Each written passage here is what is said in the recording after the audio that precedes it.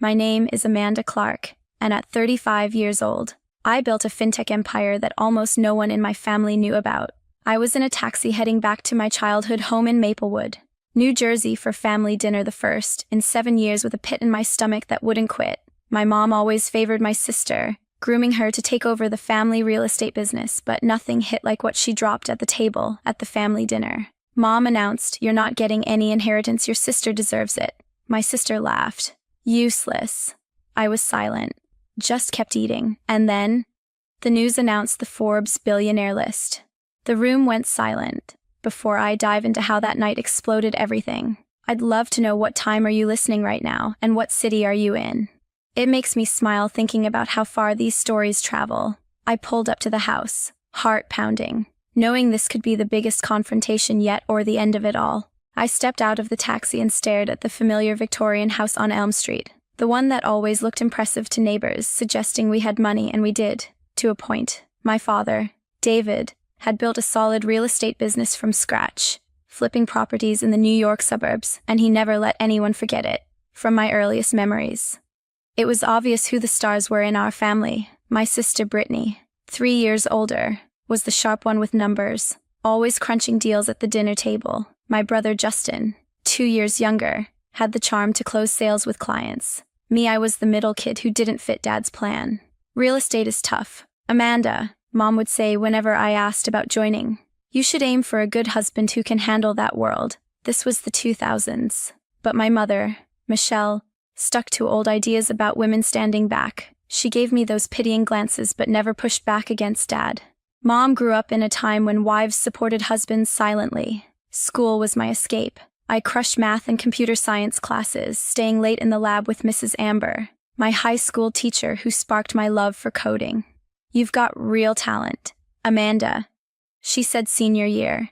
"Tech is exploding. Silicon Valley needs minds like yours." When college apps came, I targeted Stanford's CS program, the best for innovation. I poured everything into it, and the acceptance letter thrilled me. But Dad wasn't impressed. "California too far from the business here," he snapped. "And the cost, do you have any idea?" I had researched scholarships, but there was a gap. When a key one fell through, I asked for help in his home office, surrounded by property blueprints and cigar smell. "Your siblings need business degrees to run the company," he explained. "That's where our money goes. But this is my future, Dad." I pushed. "Coding isn't a phase. Figure it out yourself then," he dismissed, turning to his files. So I did. I deferred a year, juggled 3 jobs, morning shifts at a diner, afternoons in retail, nights bookkeeping for local agents. I scraped every dollar, took loans, and headed to Stanford the next fall. College hit hard. While classmates partied, I pulled all-nighters between classes and gigs to cover bills. Finals meant 4 hours of sleep max, but I graduated with honors in 2012, armed with skills and networks for tech. My first role was at a San Francisco startup, low pay but hands-on with founders, learning to build from zero. Back in Maplewood, Britney and Justin joined the family business as execs. Mom's calls updated their wins, Britney landing big urban flips, Justin charming investors. I was glad for them, but the favoritism stung. The breaking point came on a visit 10 years ago. I'd launched my first fintech app, using AI to simplify personal finance for everyday people. We were bootstrapping on VC, and I worked nonstop. At dinner, Mom asked about my little project dismissively. "We just raised Series A," I explained. "Series what?" Dad interrupted. "Real businesses sell properties, not apps." Britney chuckled. "Mom's right. Amanda, when will you get a stable job?" "This is stable," I shot back. "It could change how people manage money. If you ever quit playing startup in California, there's a receptionist spot here," Mom offered.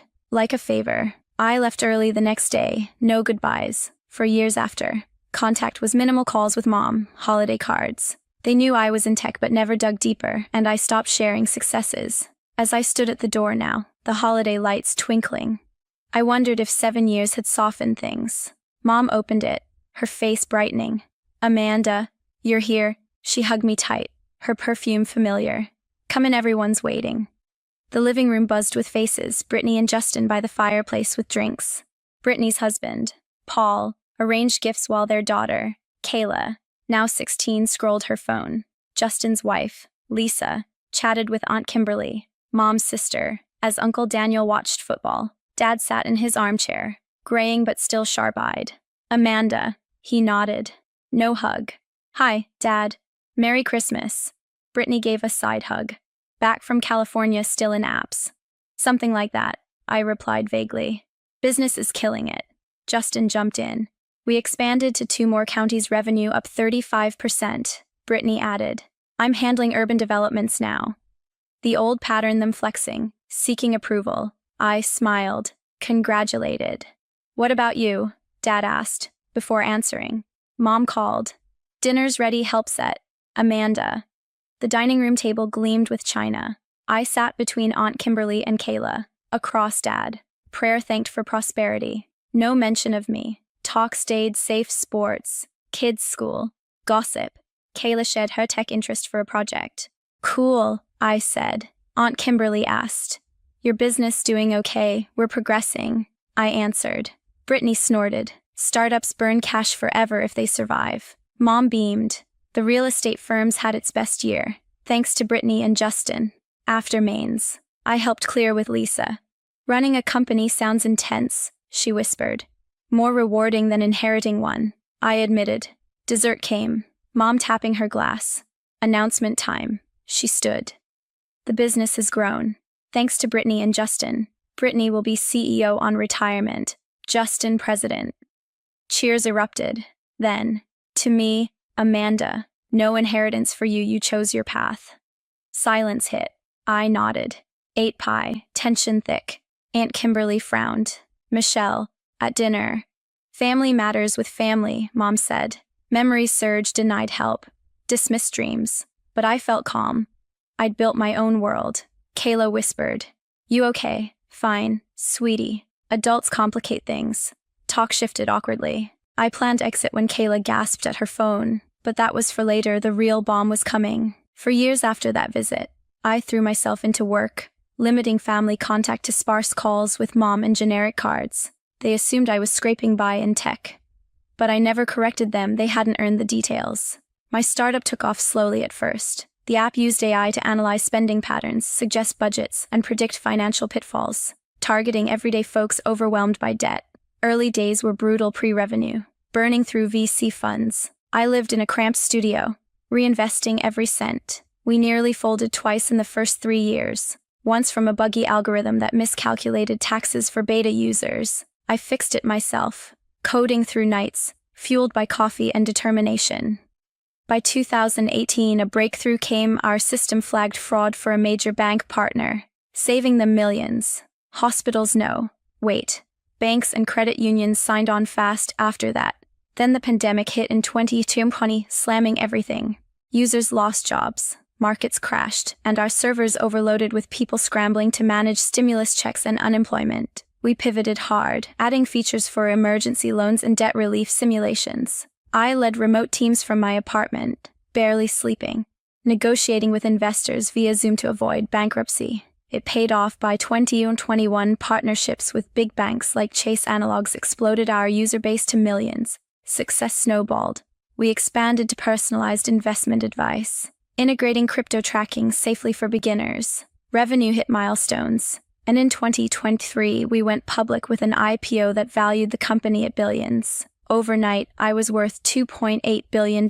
My name splashed in tech news as a self-made fintech disruptor, but I kept it quiet. No flashy announcements, no social media boasts. Privacy requests to Forbes helped, though they still listed me. Why the secrecy? That dinner dismissal lingered. Britney's laugh. Mom's receptionist offer it all screamed. My path didn't count unless it mirrored theirs. Sharing would invite fake praise or worse, demands. Occasional mom calls mentioned Britney's big deals or Justin's client wins, but when she asked about me, it was, still tinkering with computers. I dodged, saying, busy as ever.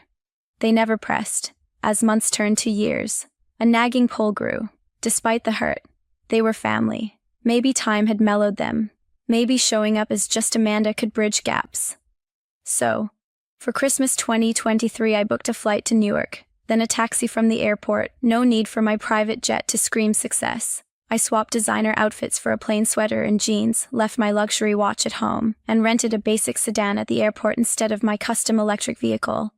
The drive from Newark to Maplewood took about 30 minutes, through familiar suburbs with holiday decorations lighting up the evening. My stomach twisted tighter with each mile. 7 years was long enough for resentment to fade, right, or for old wounds to reopen sharper. I rehearsed responses in my head if they dismissed tech again. I'd stay calm, prove I'd thrived without validation. But doubt crept in. What if Mom still saw me as the useless one? Unworthy of the family legacy the real estate firm had grown, per Mom's updates now handling high-end New York commutes. Profits soaring. Britney ran urban flips like clockwork. Justin sealed partnerships. Me, I'd revolutionized personal finance for millions. But to them, it might still be a hobby. Pulling up to the house, I parked the rental discreetly down the street, not wanting questions about the car. The windows glowed with tree lights. Wreath on the door, just like childhood. For a second, nostalgia hit coming home from school to Mom's cooking smells. But reality snapped back. This wasn't reunion fantasy. It was reckoning. I grabbed my bag, walked to the door, heart racing. Whatever waited inside, I was ready, or so I told myself. The biggest shock was moments away, and it would shatter everything they thought they knew. I pushed the doorbell, the chime echoing inside, and the door swung open. My mother, Michelle, stood there, her smile warm but fleeting, like she was checking a box. "Amanda, you made it," she said, pulling me into a quick hug, her familiar lavender scent hitting me. "Come in, everyone's here." I stepped into the living room, the air thick with holiday cheer and underlying tension. The Christmas tree glowed in the corner, wrapped in gold tinsel, and stockings lined the fireplace. My sister Britney leaned against the mantel, wine glass in hand, her husband Paul stacking presents nearby. My brother Justin stood beside her, laughing with his wife, Lisa, while their niece, Kayla, Britney's 16-year-old daughter, scrolled on her phone. Oblivious, Aunt Kimberly, Mom's older sister, chatted with her husband, Uncle Daniel, who was glued to a football game on TV. My father, David, sat in his usual leather armchair, his gray hair catching the light, his eyes scanning me like I was a property listing. "Amanda," Dad said with a curt nod, not standing. "Merry Christmas." "Hey, Dad," I replied, matching his tone. Britney sauntered over, giving a half-hearted side hug. "Back from California. Huh, still chasing that app dream?" Her smirk was subtle but sharp. "Something like that," I said, keeping it vague. Justin chimed in. "Our firm's killing it, expanded to Westchester and Long Island. Revenue up 35%. Britney added. "I'm running the urban portfolio now, biggest deals in a decade." It was the same old flex. Their need to mark territory. I smiled, said, "Congrats," and let it slide. Dad spoke up. "What about you, Amanda? That startup ever make it?" Before I could answer, Mom waved me to the kitchen. "Help with the plates." "Sweetie?" I followed, glad for the escape. The kitchen smelled of roasted turkey and cinnamon pies, Mom's holiday specialty. "You look good," she said, handing me a stack of china. "How's California?" "Busy," I replied. "I love the work." She nodded, but her eyes darted away. "I wish you called more. Britney and Justin are here all the time, with the kids, the business." Guilt tugged, but I pushed it down. "I know, Mom, I'll try." She squeezed my arm, but the moment felt hollow, like she was filling silence. The dining room table was set with crystal glasses and silver, the kind reserved for big occasions. I took my seat between Aunt Kimberly and Kayla, across from Dad at the head. Mom's prayer thanked for family success and the firm's growth. No mention of my return. Conversation danced around safe topics: Kayla's school projects, football scores, neighborhood gossip, avoiding anything too personal. I chatted with Kayla, who lit up about a tech project. "I'm researching women entrepreneurs," she said. "It's kinda cool." "That's awesome," I told her, genuinely impressed. Justin's wife, Lisa, leaned over. "Kayla's obsessed with her phone, but she's smart." I nodded, catching Kayla sneaking glances at her screen. Britney noticed too. "Put it away, Kayla," she snapped. Kayla sighed, slipping the phone under the table. Aunt Kimberly turned to me. "So, Amanda, your business, how's it going?" All eyes shifted. I felt Dad's stare, heavy as ever. It's moving forward, I said, keeping it low-key. Britney snorted. Startups bleed money for years if they don't crash first. Mom beamed at her. The firm's had its best quarter ever, thanks to Britney and Justin. Real estate's still king in this economy. The redirect was so predictable it almost made me laugh. I helped Lisa clear plates after the main course, needing a breather. In the kitchen, she whispered. What's it like running your own thing? Justin never talks details. I paused, then said, it's relentless hard choices, late nights. But building something that helps people worth it. She nodded, thoughtful. Sounds more meaningful than just taking over. Mom called us back for dessert, pies and coffee ready. As we settled, she tapped her glass with a spoon, the room quieting instantly. Before we dig in, I have something to say, she began, standing tall in her red holiday dress, her voice firm. Our real estate firm's grown stronger than ever, thanks to Britney and Justin's hard work. We've acquired a major competitor in New York, doubling our urban listings. Murmurs of approval rippled around the table. Uncle Daniel raised his glass. Dad nodded proudly. With this growth, Mom continued, we've planned for the future. I'm retiring next year, and Britney will step up as CEO. Her deal-making is unmatched. Justin will be president, handling partnerships and growth. Britney sat straighter, soaking it in. Justin raised his glass, grinning. They'll carry the firm forward, building on what David and I started. Cheers broke out. Paul clapped Britney's shoulder. Lisa smiled at Justin. Aunt Kimberly patted Britney's hand. Mom's eyes landed on me, sharp and deliberate. Amanda, you won't get an inheritance. You chose your own path, walked away from this family and our business. Britney and Justin earned it by staying. The words landed like a slap, cold and final. Silence choked the room. Every eye darted to me, waiting for a crack. Britney let out a laugh, sharp and cruel. You've always been the useless one in this house, Amanda. Justin nodded slightly, avoiding my gaze. I picked up my fork, took a bite of apple pie. The sweetness lost on me. Inside, old wounds tore open. Mom's voice years ago saying, find a husband. Dad's refusal for Stanford, Britney's taunts growing up. But I stayed calm, my face blank, refusing to give them the reaction they expected. Aunt Kimberly broke the quiet. Michelle, did that need to be said now at Christmas? Her tone was sharp, disapproving. It's a family matter, Kimberly, Mom replied, sitting down. We discuss it with family. The tension hung heavy. Conversations restarting awkwardly. Quieter now. Kayla whispered beside me. That was harsh. Are you okay? I forced a small smile. I'm fine, kid. Families are messy. I sipped my coffee, calculating when I could leave politely, the sting of Mom's words. Britney's jab, they weren't new, just sharper in front of everyone. But something else stirred relief. I didn't need their money or approval anymore. I'd built my own empire, untouchable by their rules. As I set my cup down, Kayla's phone lit up under the table. She'd ignored Britney's order. Her eyes widened, glued to the screen. Kayla, what's so important? Paul asked, annoyed. She didn't answer.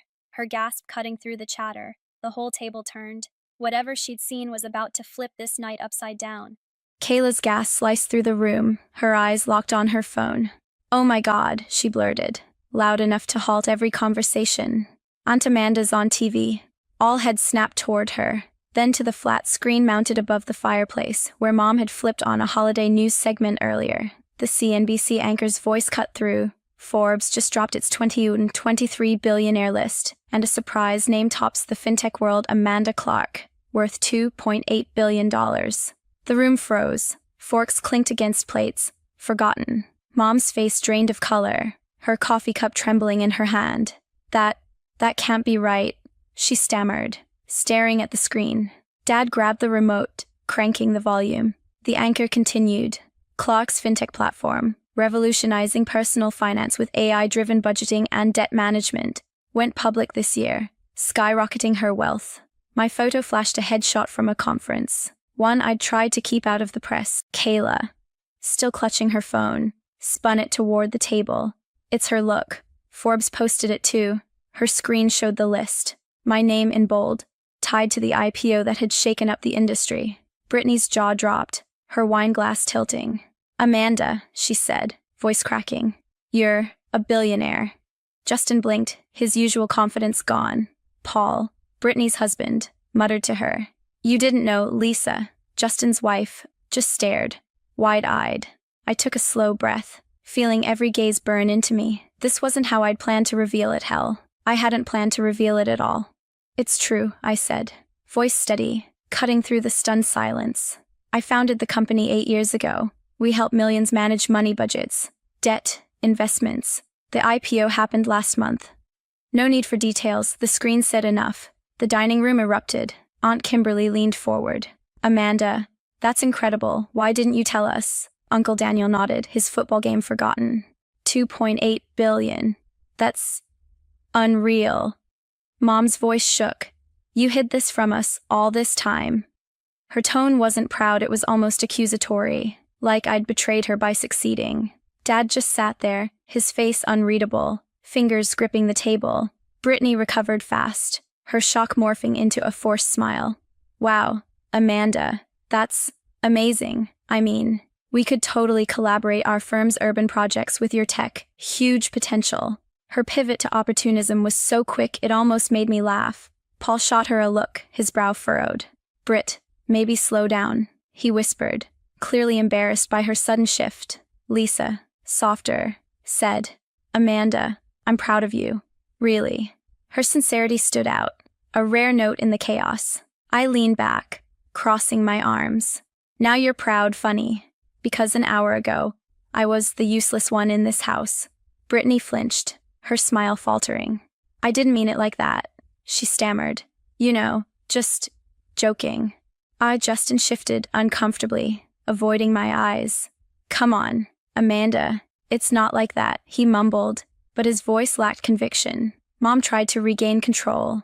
Amanda, we didn't know. If you'd shared, we could have celebrated with you. Her words sounded rehearsed, like she was scrambling to save face. I met her gaze, unflinching. Would it have mattered, Mom? You told me my dreams were a hobby, that I should find a husband instead. You chose Britney and Justin for the business, cut me out because I didn't follow your path. The room went quiet again, heavier this time. Aunt Kimberly broke it. Michelle, she's right. You've been hard on her, always have. Her voice was firm, cutting through Mom's facade. Uncle Daniel nodded slowly, his usual neutrality cracking. Kayla, still glued to her phone, looked up with wide eyes like she was seeing her family for the first time. Mom's lips tightened. I wanted to protect you, Amanda. The business world's brutal startups fail. I thought Britney and Justin were the safer bet for the firm. Her excuse felt hollow, echoing the same logic from when I begged for Stanford help. Britney jumped in, desperate. Look, Amanda, let's move past this. You're a billionaire now. We can work together. Be a powerhouse family. Her voice dripped with fake enthusiasm, her eyes calculating. I shook my head. You don't get it. Do you? I didn't build this for your approval or your business deals. I built it despite you. Paul looked down, clearly uneasy with Britney's pushiness. Lisa reached out, her voice soft. Amanda, I'm sorry for all of it. You deserved better. Her apology felt real, but it was too little. Too late. Dad finally spoke, his voice low. This changes things. Amanda, we need to talk privately. His tone wasn't warm, it was strategic, like he was reassessing a deal. I stood, pushing my chair back. No, Dad, we're doing this now. Here. The room tensed, every eye on me. Kyla's phone was still glowing with my Forbes profile, a stark reminder of the truth they'd ignored. I turned to Mom. 18 years ago, I asked for help with Stanford. You said I was wasting my time, that I was useless compared to Britney. Tonight, you cut me from the inheritance because I walked away. You were right about one thing, I did walk away, and I built something bigger than your firm. Without any of you. My voice stayed cold, deliberate, each word landing like a stone. Britney's face reddened. Amanda, don't be like that. We're family. Her panic was clear now she saw her control slipping. Mom's eyes glistened, but she didn't speak. Justin cleared his throat. We didn't know. Okay, give us a chance.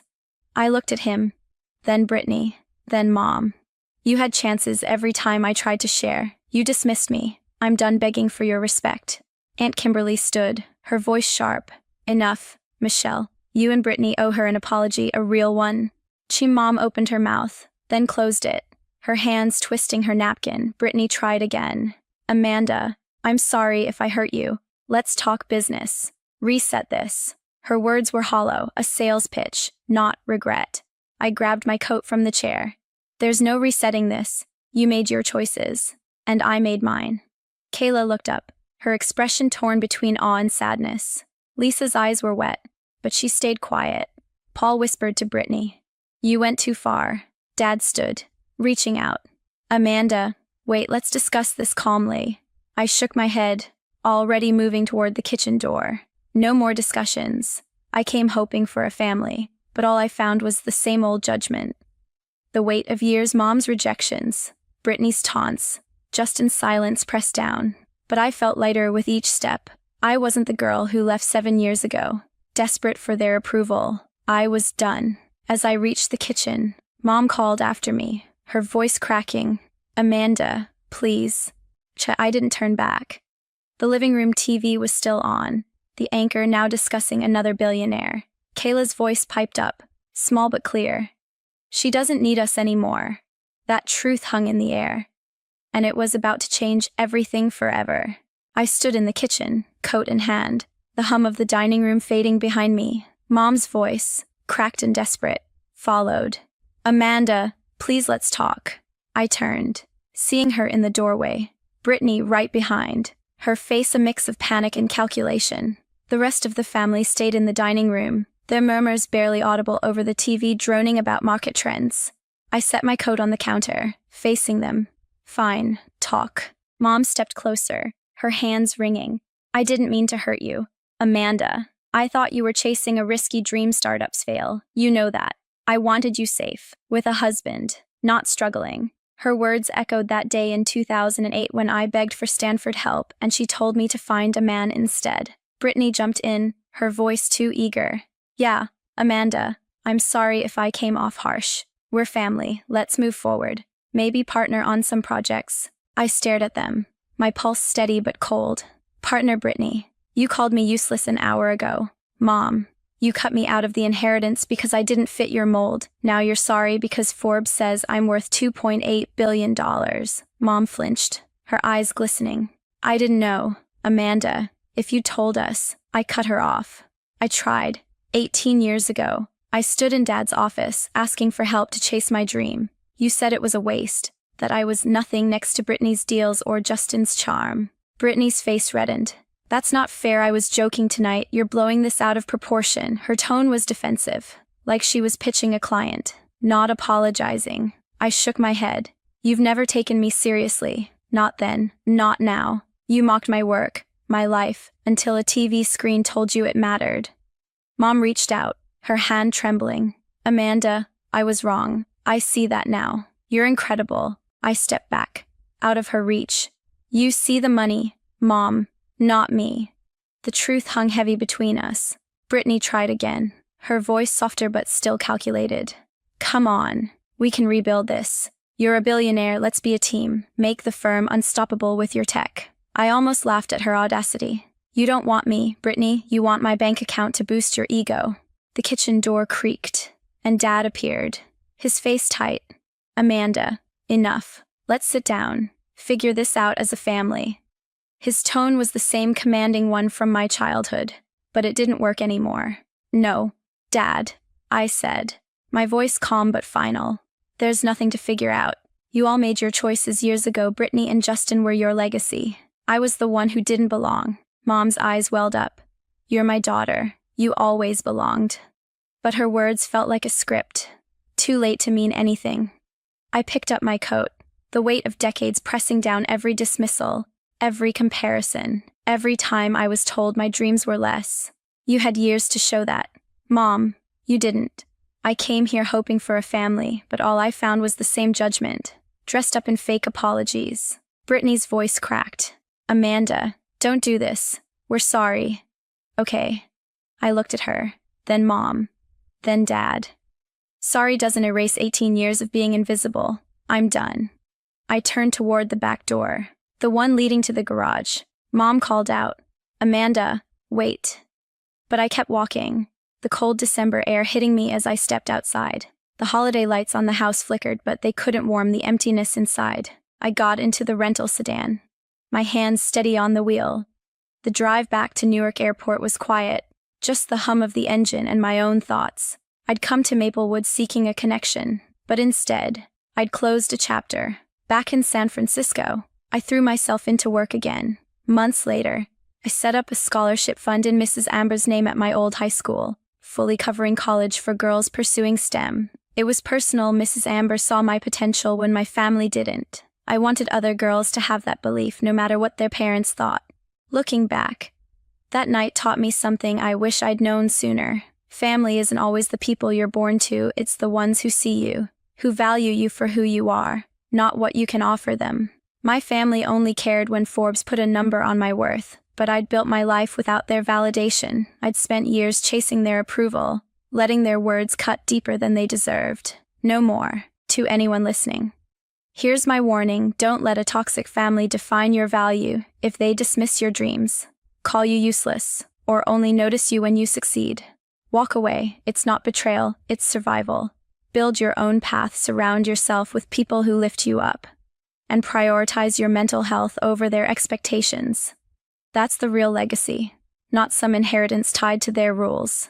This lesson pulled me out of years of pain, and I hope it helps you see your worth sooner than I did. Thank you for listening to my story. If it hit home, please hit that subscribe button and drop a comment. Share your own experiences with family dynamics or proving yourself against the odds. I read everyone, and it means the world to know I'm not alone. As I drove away from Maplewood that night, the road ahead felt wide open, free in a way I hadn't been in years. I wasn't running from them anymore, I was running toward myself.